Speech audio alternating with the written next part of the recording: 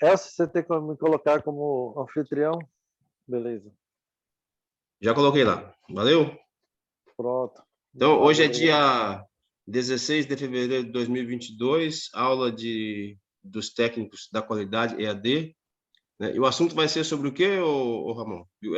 É só para ficar gravado logo no começo. Auditoria interna. Ok. Aula 2, né? De 4. Isso. Ok, valeu. Valeu. Então, boa noite a todos. Sejam todos bem-vindos aí. Vamos dar continuidade, né? A um assunto que é extremamente importante na área de qualidade, que é de auditoria interna.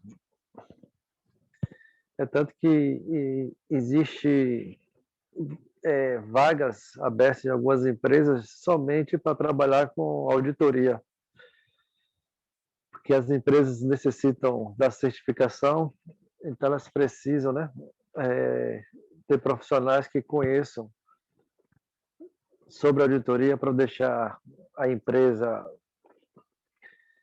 padronizada, para que possa assim continuar com a certificação ou até mesmo conquistar, né, essa certificação. Vou compartilhar a tela aqui para que colocar os slides para vocês aqui.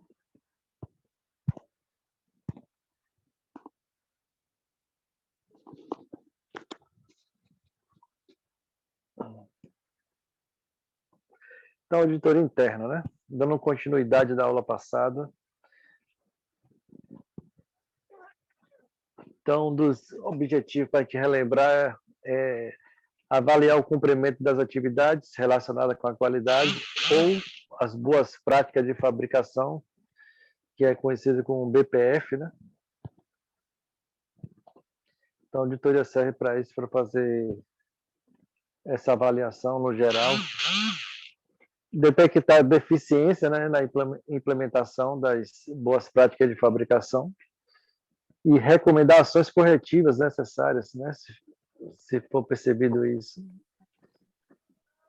Identificar atividades que poderão causar problemas futuros e fornecer uma avaliação adequada do processo. Também um dos objetivos da auditoria interna é estabelecer um referencial para desenvolver e avaliar as melhorias a serem introduzidas, reduzir desperdícios e retrabalhos e preparar os colaboradores para inspeções, né, de alguns órgãos certificadores. Então, eliminar as maiores causas de problema de qualidade. Como é que nós podemos fazer isso? Né? Primeiro é a falta de organização. Então, como tem uma frase que é muito clichê, né, que a primeira impressão é a que fica. Então, se de fato eu vou passar por um processo de auditoria, eu preciso que a empresa esteja totalmente organizada. Então, quando você chega na empresa que você já percebe uma desorganização, seja no escritório, na fase de produção, a padronização já começa com coisas muito simples, né? Por exemplo, se você tem um armário com muitas pastas lá, e aí tem uma pasta da cor verde, outra pasta da cor azul, outra pasta da cor vermelha, parecendo um carnaval, isso significa ali, só de ver essa só de verificar isso, que a empresa não tem uma padronização, né? Falta de orientação. Às vezes, quem está à frente do processo não sabe nem para onde vai, não sabe nem qual é o objetivo, né, do segmento que ele está trabalhando. Então, faz de qualquer jeito. Então, isso é algo que precisa ser avaliado constantemente, né? Saber se as pessoas estão sendo orientadas da maneira certa. E falta de recursos. Então, às vezes, a empresa ou o departamento, ele tem algumas deficiências justamente que falta recurso, né, para as pessoas trabalharem, seja recurso material, recurso humano também, mais pessoas para trabalhar. Então, isso precisa ser analisado e faz parte da norma também da ISO, né? Tem uma seção da norma que fala sobre gestão de recursos. Falta de tempo, né? Então, a empresa, isso é analisado muito, essa questão do tempo, como é que é usado o tempo, se é usado de maneira eficiente esse tempo. Quando existe muitas horas extras sendo feitas numa empresa, significa que alguma coisa está dando errado aí nesse planejamento, sabe? Quando você tem um tempo estimado para determinado processo terminar em X horas e ele passa desse horário, isso também mostra uma falha, né? Ou no planejamento, ou na execução, ou no desenvolvimento, né, desse trabalho. E às vezes é a questão de falta de apoio, né, da chefia. Então, se eu não tenho apoio das pessoas que podem, né, assessorar o trabalho, vai ficar muito difícil, né, de conseguir atingir os objetivos. Então, nessas etapas da auditoria, eu preciso primeiramente pensar em planejar, né? Eu faço um planejamento, depois vem a preparação, execução, conclusão e monitoramento. Então, planejamento da auditoria. Então, acho que tudo na vida, para ser bem sucedido, né, uma das premissas é planejar bem. Isso não significa que se a gente planejar vai sair de acordo com o que muitas vezes a gente pensou em realizar. Mas a probabilidade de dar certo é muito grande e de evitar surpresas, né? Então, na auditoria é a mesma coisa. Se eu vou fazer uma auditoria, eu tenho que planejar ela. E como é que acontece esse planejamento? Então, precisa de um procedimento escrito, englobando o quê? Uma periodicidade, ou seja, em que tempo essa auditoria vai acontecer. Tem que deixar claro isso, os dias que vai ser utilizado. Quais são os responsáveis, né, para realizar essa auditoria? Os formulários e registros que eu pretendo, né, estar analisando. Qual vai ser as áreas auditadas, né? E prazos, né? Eu preciso de prazo para entregar um relatório, prazo para fazer um plano de ação. Então, tudo isso tem que estar bem alinhado nesse planejamento. E aí vem uma pergunta, né? Vai ser auditores internos ou externos que vai acontecer essa auditoria? Uma boa dica é usar equipes multidisciplinares e independentes, ou seja, pessoas de segmentos diferentes. Se é auditoria interna, por exemplo, uma pessoa de RH ele não pode vir auditar o próprio setor de RH. Ele precisa ser independente daquele setor. Então, a boa prática ensina que precisa ser pessoas de outros setores, né, para fazer esse tipo de auditoria. Então, profissionais qualificados e com conhecimento em BPF, né? Então, os profissionais que fazem auditoria precisam de uma qualificação. Então, se vai fazer auditoria da ISO 9001, no mínimo as pessoas precisam ter uma certificação, né, de auditor interno. Então, geralmente, as empresas preparam esses auditores. Se as pessoas não têm essa qualificação, algumas empresas investem nessa qualificação.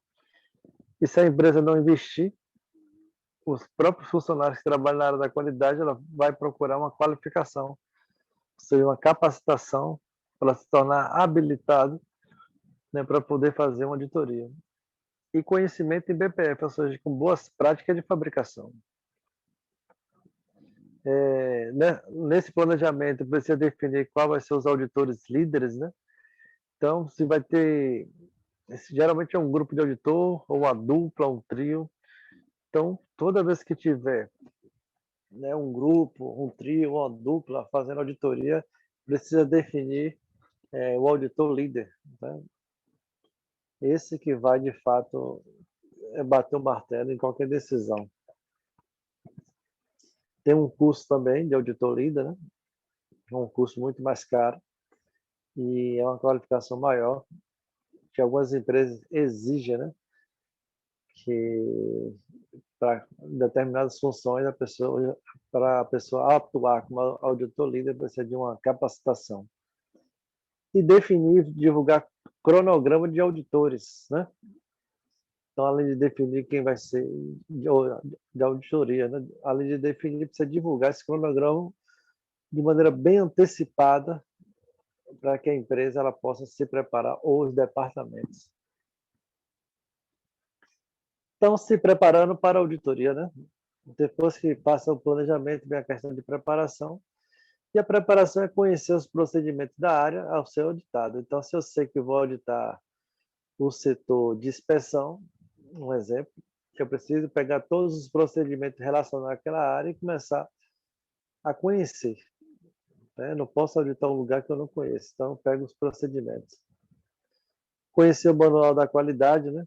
O que é que nesse manual fala. E o que decide se o auditor vai achar o que está errado ou não é o número de questões feitas pelo auditor. Então, geralmente você vai fazer um checklist. Depois vou tentar mostrar aí no finalzinho aí um exemplo, né, de checklist. Que você pode criar várias perguntas e isso não significa que você tem que fazer todas. Então, você pode criar umas 30 perguntas. De repente, você vai usar somente 5 perguntas, 5 ou 6. Isso vai depender do desenrolar da auditoria. Eu sempre costumo falar que o auditor ele não vai lá para poder achar os erros. Os erros ou as coisas, as falhas são a consequência. A gente vai lá para buscar os acertos, né? E aí vem a execução da auditoria, né? Como é que a auditoria acontece? É uma reunião de abertura. Vai ter que fazer uma reunião breve na hora que vai iniciar o ciclo daquela auditoria. Definir quem irá acompanhar os auditores. Nessa reunião já define, né? Tem o auditor X e Y, quem vai acompanhar no setor, né, que vai acontecer a auditoria, então já define ali. Definir a sequência da auditoria, deixar claro como é que vai acontecer. Se caso o auditor ele for para uma área que necessite dos EPIs, já providencia ali, naquele momento. E sempre caminhar de acordo com o fluxo de processo, né?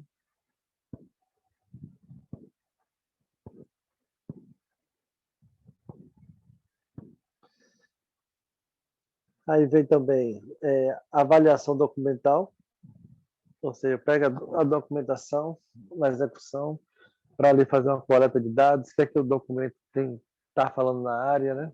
Anotar as informações. O auditor ele tem que escrever muito, ele tem que anotar tudo que ele enxerga, que ele está visualizando, para criar relatório depois, né? Conversar com o responsável da área. Então, quando ele vai auditar uma área, a primeira pessoa que ele tem que procurar é o responsável da área. Então, ele se apresenta de maneira bem cortês, ele fala que ele é auditor, que ele está ali para poder fazer a auditoria. Com certeza, a pessoa que é o responsável da área já está sabendo, lembra do cronograma que a gente manda de maneira antecipada, então ele já está ciente. E aí, a gente já começa a auditoria aí. Conversa também com quem está executando a tarefa, né? Os executantes de cada etapa das atividades no setor. E estimular a exposição das atividades realizadas. Por exemplo, estou passando na área, me mostra aí como é que você faz seu trabalho. Então, ele vai fazer isso na prática, né? Como é que é realizado o trabalho, para que eu possa, assim, ter uma noção, né? Como é que o processo ele se desenvolve. Então, sempre que possível, solicitar um exemplo, né? Como acabamos de falar. Uma coisa importante é, como eu falei, é sempre olhar e procurar, ou seja, planilha de controle. Existe planilha, você controla o seu processo, controla. Como é que você controla, né? E aí ele vai mostrando, nós temos uma planilha, então é importante verificar essas planilhas. Como é que é feito o monitoramento, os registros das atividades, né? Formulário, entre outros documentos, né? E aí, quando você encontrar um erro, né? verificar outros documentos do mesmo processo para entender se é pontual ou sistêmico, né? Como, não sei se eu já falei isso, por exemplo, você encontra um documento que está dizendo que precisa ter assinatura do responsável da área. Aí você pega um checklist e não tem assinatura do responsável da área. Opa, encontrei um documento sem assinatura. Mas desse documento pode ter uns 30 muito similar a esse. E aí, de uns 30 documentos como esse, só tinha um ou dois, talvez três, sem assinatura, mas os outros 27 estavam com assinatura. Isso significa que aquele documento que estava sem assinatura foi algo pontual, porque se a gente for analisar, o sistema está funcionando, ou seja, de 30 a 27 estava assinado. Então, quando fala sistêmico, é isso. Se o sistema ele funciona. Agora, vamos imaginar se fosse o seguinte caso: esse documento que necessitava da assinatura do líder, de repente encontrei uns 10, 15 documentos. Aí já é uma questão que o sistema não funciona, ou seja, esse hábito ele não existe. Então, não é uma coisa pontual, né? Então, por isso que a gente analisa, pegou um documento com um erro, a gente analisa vários documentos para que aí a gente possa entender se é algo pontual ou não. Alguma pergunta, dúvida até aqui? Eu não tenho uma dúvida, não, professor, mas eu queria que você repetisse brevemente sobre a parte do RH que o senhor falou da auditoria. Aí eu falei, dando o seguinte exemplo. Vamos supor que eu trabalhe no RH. E aí vai acontecer uma auditoria interna. E eu sou auditor da empresa também. Então, a boa prática ensina que se eu sou um funcionário do RH, eu não devo fazer essa auditoria no meu próprio setor. Por quê? Porque tem que ser setores... Comprou o quê? Tem que ser setores independentes. Deu para entender? Agora eu entendi. Já aconteceu comigo de fazer algumas auditorias e ter uma equipe comigo, e aí a pessoa queria auditar o próprio setor que ela trabalha. E eu falei que não era boa prática. Ela, mas não tem problema não. E aí, então ela foi auditar esse setor que ela trabalha, e ela veio de lá sem nenhuma não conformidade, né? Sem nenhum erro de lá. E a gente achou um pouco estranho, porque era um setor muito bagunçado. E aí essa questão que talvez a pessoa não seja Organizada. Não tem a imparcial, na verdade, exatamente, né? Não tem a maturidade suficiente para ser imparcial, como a colega falou. Deu para entender aí, né? Deu sim. Beleza.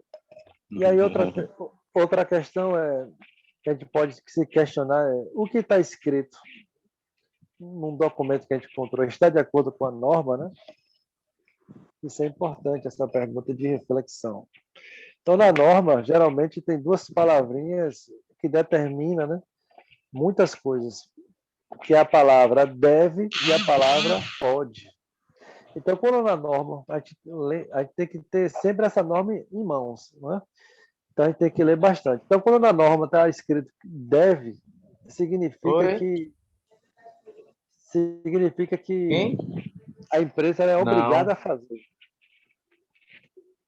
Mas quando na própria norma tem Mandou uma mensagem se ela deu alguma coisa, significa que é opcional, ou seja, a empresa faz se ela quiser.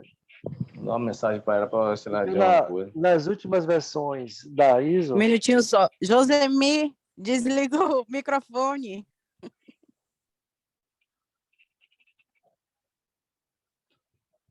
Pronto, obrigado. Então, nas últimas versões da ISO, o Manual da Qualidade vem com essa palavra. O Manual da Qualidade pode, né, ser elaborado pela organização. Então, como veio assim nessa versão, significa que a empresa ela faz o Manual da Qualidade se ela quiser. Não é obrigada mais, entendeu? Porque antigamente era muito claro assim, o manual da qualidade deve ser elaborado pela empresa. Mas como tirou esse deve e botou o pode, isso faz toda uma diferença. Então, por isso que fala, o que está escrito está de acordo com a norma? Isso aqui é uma pergunta importante. O que está sendo realizado está de acordo com o que está escrito? É uma outra questão. Se a gente escreve um documento, um procedimento para o trabalho, a gente tem que fazer de acordo com o que está escrito. Então, tem muita empresa, como diz, dá um tiro no próprio pé, porque ela escreve algo e faz diferente. Isso acontece muito. Tá? Então, a gente tem que estar muito atento a isso. A gente tem que escrever um procedimento que realmente as pessoas vão fazer, não aquilo que eles acham que tem que ser feito. Eu trabalhei numa empresa também que dizia que a cada ano, a empresa precisava fazer uma avaliação crítica dos documentos. Agora, imagine todos os anos pegar todo o documento a documentação da empresa para fazer uma análise crítica. Era muito trabalho e a norma não pede isso. A norma só fala que de tempos em tempos é importante fazer uma avaliação crítica dos documentos, mas não fala que tem que ser de ano em ano. Então, essa empresa que eu trabalhei colocou que cada ano deveria fazer. Então, ela só está puxando muito mais trabalho para a área de qualidade. Então, aquilo que está escrito tem que ser feito, né?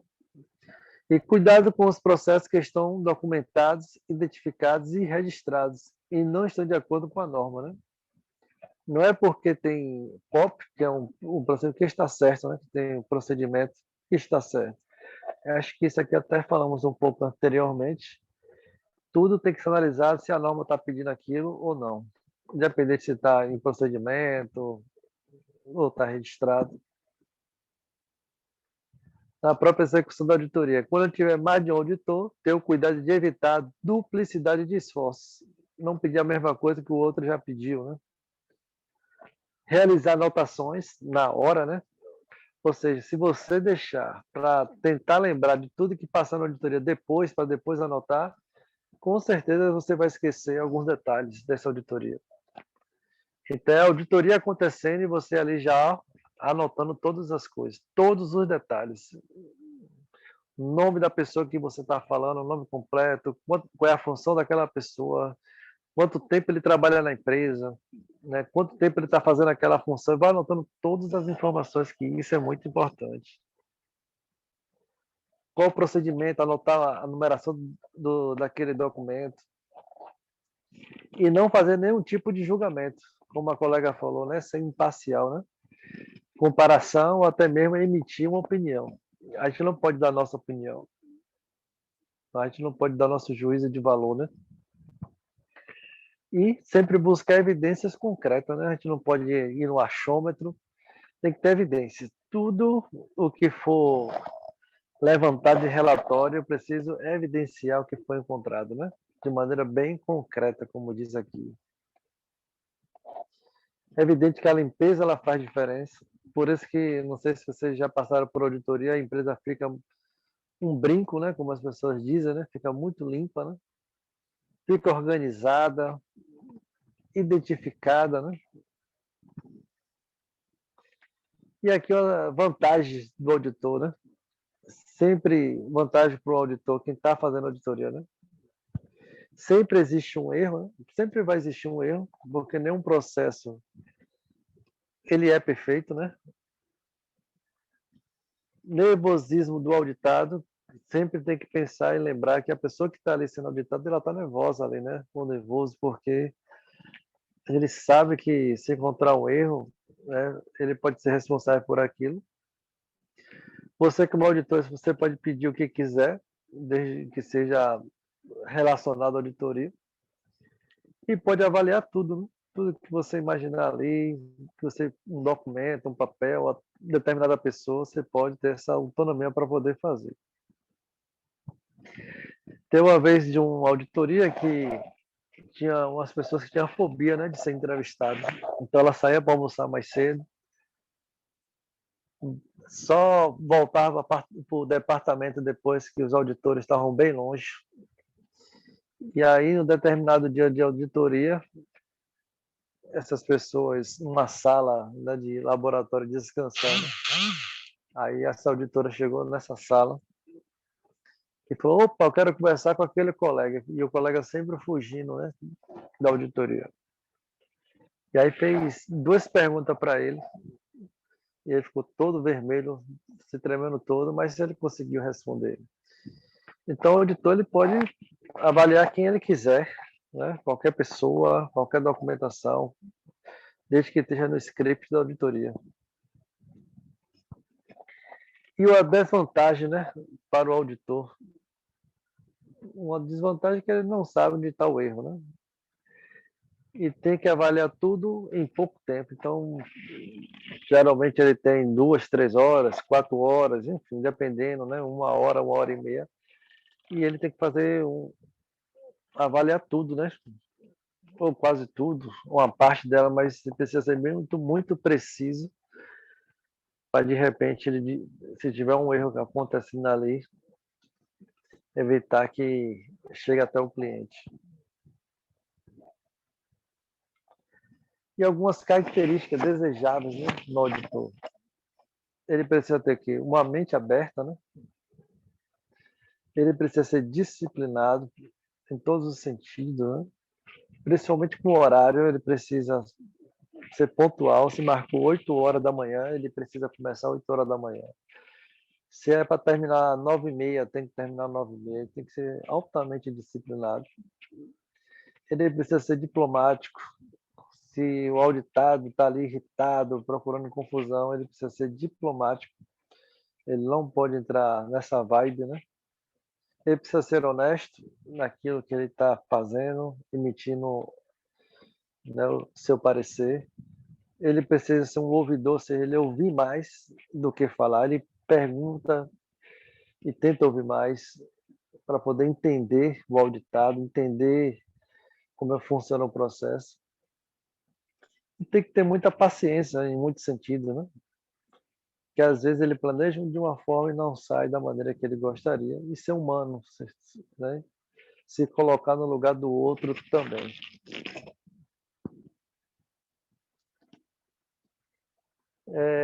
Outra característica é se comunicar em todos os níveis, independente se é na gerência, se é na diretoria, se é no chão de fábrica, ele precisa saber se comunicar com todas as pessoas.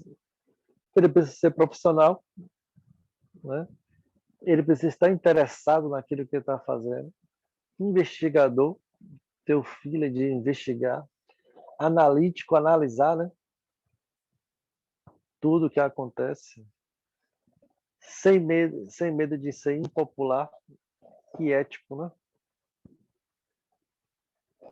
E algumas coisas que são indesejáveis, né, no auditor. Indiscreto, perguntar coisas que não tem nada a ver com a auditoria. Mente fechado, ele só analisa aquilo que ele acha que é verdade. Desistente, desiste fácil. Indisciplinado, cheio de opinião, aquele que omite a opinião em tudo. E desonesto, né? Preguiçoso, de repente tem que caminhar muito para ir para um determinado setor buscar uma evidência e ele desiste porque é muito longe. Quando a pessoa não é não profissional, né? Apático, aceita do jeito que está, né? É amigão de todos, sabe? Não sabe separar o pessoal do profissional e tem que separar bem isso. De repente você conhece alguém lá, enfim, então você precisa saber separar bem. E algumas não conformidades comuns. O procedimento está em desacordo com a norma, né? Isso é uma das coisas mais clássicas que geralmente acontece. A prática do que está sendo feito não produz o requerido da norma. Falta de identificação, identificar o material, equipamento. Não tem no procedimento, mas você faz coisas que não tem escrito no procedimento. escreve no procedimento, mas não faz. Pode ser o contrário também, né? Como já falamos anteriormente. Escreve algo, mas não faz. Já tem o pior, que nem escreve e nem faz, né? Falta de preenchimento de alguns formulários, que é importantíssimo que esteja preenchidos, né? Anotados, e calibrações fora do prazo. Então, qualquer instrumento que precisa passar por calibração precisa estar com a data em dias de validade. Seja uma balança de precisão, seja um sensor, né, que vai medir a largura, comprimento de uma peça. Então, precisa ter sempre com essa validade legalizada. Se a gente for analisar o sistema da qualidade nessa pirâmide, né, começando de baixo para cima nessa pirâmide, analisamos registros, né, analisamos métodos de análise, especificações, plano de manutenção, como é que é feito, né, que as máquinas e equipamento precisam passar por um plano de manutenção, as instruções de trabalho, aí vem os procedimentos e, por fim, o manual da qualidade. No final, existe a conclusão da auditoria, né? Que é fazer uma reunião, assim como teve uma reunião para fazer a abertura, precisa de uma reunião para fazer o fechamento da auditoria. E é importante que nesse fechamento já tem aí a questão do que foi encontrado nessa auditoria, se vai acontecer não conformidades ou não. Isso precisa estar muito claro. Aí vem depois a questão da elaboração do relatório, que é a descrição das não conformidades e ali as evidências, né? E como descrever a não conformidade, né? Usando essas perguntas aqui, né? O que, né? O que aconteceu, né? Fatos, né? Calibração de equipamentos. Onde? A localização física, né? Fracionamento de MP. Qual? Não conformidade, né? Calibração vencida, né? Com quem foi discutido o gestor da área? Documentação envolvida, né? Gestor da área, que é a questão da certificação de calibração. Por que a natureza da não conformidade, né? Anotar o item, né? Que é a numeração. Então, nessa conclusão da auditoria, a área auditada deverá elaborar um plano de ação contendo ação corretiva, né? Para resolver aquele problema, o prazo que ele precisa realizar isso e quem vai ser o responsável. Então, é importante ter esses três mecanismos aí. A ação que vai ser feita, o prazo e o responsável. Aí vem a questão do monitorando, né? Monitoramento, é monitorar o prazo de conclusão, para não passar desse prazo. Verificar se o que está sendo realizado é suficiente para a correção do problema e também para evitar reincidência. Finalizar o plano de ação e aí gerar indicadores e manter e atualizar o sistema de gestão da qualidade de acordo com as atualizações das normas e leis, né? Então, existe uma maneira de ganhar dinheiro que as empresas não têm sabido usar, que é deixar de perder. Então, a melhor forma, isso aí é uma citação de Krosman, né? A melhor forma de ganhar dinheiro é não perder, né? Então, se eu jogo dinheiro fora, estou deixando de ganhar. Vocês têm alguma pergunta que gostaria de fazer? Então, não. Para mim está tudo ok. Depois eu consigo mostrar aqui um documento. Dá para enxergar aí, né? Sim. Beleza. Aqui é um documento que é um plano de auditoria, né?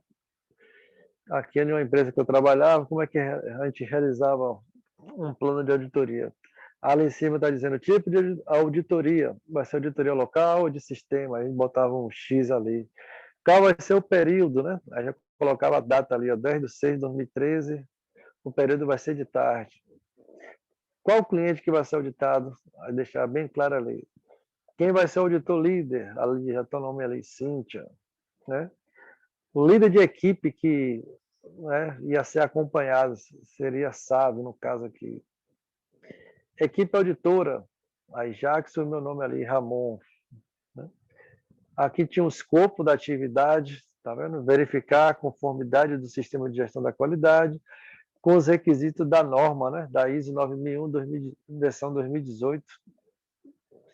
E ali está dizendo o que é que tem na norma. A gente já botava a descrição da norma aqui mesmo nesse documento. Ó. Puxava diretamente da norma as seções e botava lá. Monitorar e medir onde aplicava e analisar os processos. Aí no 5.3 diz ali, ó, a alta direção deve assegurar que a política da qualidade seja comunicada e entendida por toda a organização. Então, nesse item aqui do 5.3, já mostra que a alta direção que deve, ou seja, deve significa o quê? Vocês lembram? Que tem que ser feito. E isso é obrigado a fazer. Então, a alta direção ela tem que assegurar que a política da qualidade seja comunicada e entendida por toda a organização, ou seja, todos os funcionários precisam conhecer, né, entender dessa política, todos. Então, geralmente, quando a gente ia para a alta direção, a gente perguntava a política da qualidade, como é que vocês fizeram uma divulgação para toda a empresa? Eles dizem, sim. Poderíamos verificar um documento que mostre que foi feito isso. Então, eles vão mostrar um documento escrito com a assinatura das pessoas que em determinado dia eles foram treinados, né, sobre a política, entendeu? E depois, a gente gostaria de repente, quando a gente estiver saindo na área, de conversar com alguém sobre essa política, para saber se as pessoas entendem, né, o que significa política. Então, já matava esse item aqui. Já no item de baixo, 5.53 diz: a alta direção deve assegurar que sejam estabelecidos na organização os processos de comunicação apropriados e que seja realizada a comunicação relativa à eficácia do sistema de gestão da qualidade. Então, aqui deve, né? Ou seja, resumindo, as pessoas precisam conhecer como funciona, né, o sistema de gestão da qualidade. E assim vai outros itens, né, que nós colocamos aqui, né? Assegurar que o seu pessoal está consciente quanto à pertinência e importância de suas atividades. Enfim, a gente colocava logo no plano de auditoria aqui, para a gente relembrar as normas que a gente ia auditar. Colocava o objetivo, né? Qual era o objetivo dessa auditoria? Era o sistema de gestão da qualidade implementado na unidade, né? Nessa unidade aqui. Aqui todos os documentos, tanto da organização que a gente auditar para a gente conhecer, né? Aí aqui embaixo as considerações e a agenda da auditoria. Então o plano, a gente seguir isso aqui, esse modelo no próprio documento do Word, a gente fazia. Aí tinha um outro documento que eu posso até mostrar depois, que era um documento onde tinha as perguntas. A gente fazia várias perguntas no checklist, e aí daquelas perguntas, não era necessário fazer todas, mas, sei lá, de 20 perguntas que a gente fazia no planejamento, de repente eu usava 5 ou 6 daquelas perguntas para fazer a auditoria acontecer. Alguém de vocês tem alguma pergunta? Por enquanto. Não. Então, no mais, é agradecer aí a participação de vocês. Espero que tenha ficado claro algumas situações. E na próxima aula eu vou tentar fazer aqui um questionário com algumas perguntas e respostas, só para a gente vivificar esse assunto na nossa mente, tá bom? Ok, tá bom. Então, boa noite valeu, uma boa noite a todos aí. Boa noite. Boa noite a todos.